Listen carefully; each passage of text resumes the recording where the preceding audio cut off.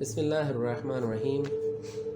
کتاب عظیم لوگوں کی کامیابی کے راز، مصنف استاد جعفر سبحانی، مترجم مولانا اسد علی سجاعتی، کتابت سید جعفر صادق، ناشر دارالثقافت الاسلامیہ پاکستان۔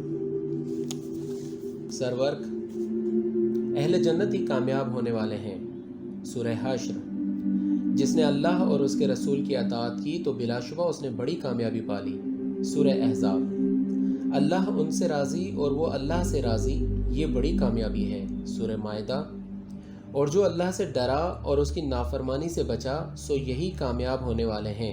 سورہ نور۔ مقدمہ: امید و آرزو کا زمانہ۔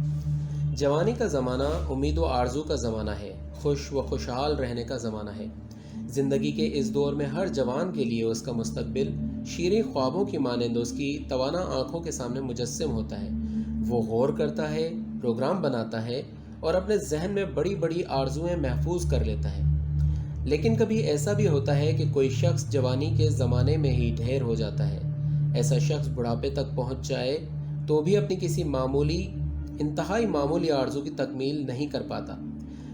اور کبھی ایسا بھی ہوتا ہے کہ خلاف توقع کوئی شخص اپنی امید سے بڑھ کر پا لیتا ہے، اس کے تمام شیریں خواب حقیقت کا روپ ڈھال لیتے ہیں۔ یقیناً ایک شخص کی شکست اور دوسرے کی کامیابی، یہ دونوں بلا سبب نہیں ہیں۔ ان دونوں کا سبب ان کی اپنی اپنی زندگی میں تلاش کرنا چاہیے۔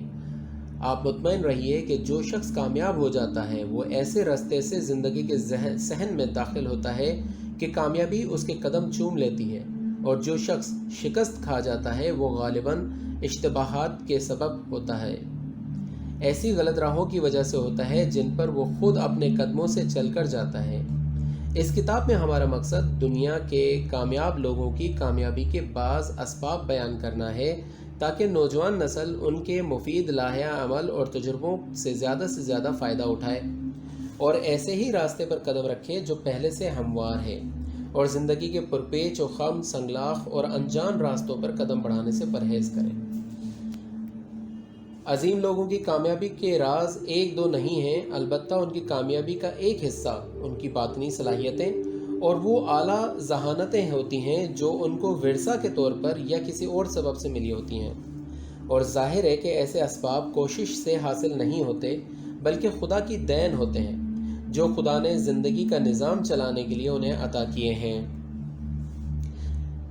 لیکن اس کتاب کے آئندہ صفحات یہ بات ثابت کر دیں گے کہ اگرچہ اس قسم کے اسباب جوانوں کی ترقی کے لیے مؤثر ہیں لیکن ان کا اثر زیادہ نہیں ہے۔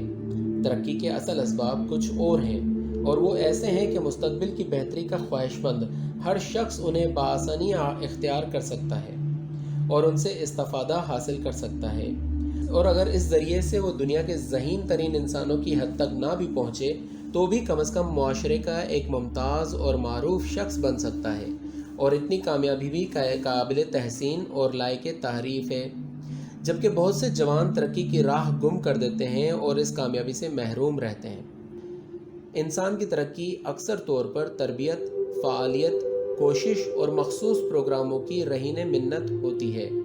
اس کتاب کے حصہ اول میں یہی باتیں پڑھنے والوں کی نظر سے گزریں گی، اور وراثت اور ورثے کا اثر ان اسباب کی نسبت بہت کم ہوتا ہے۔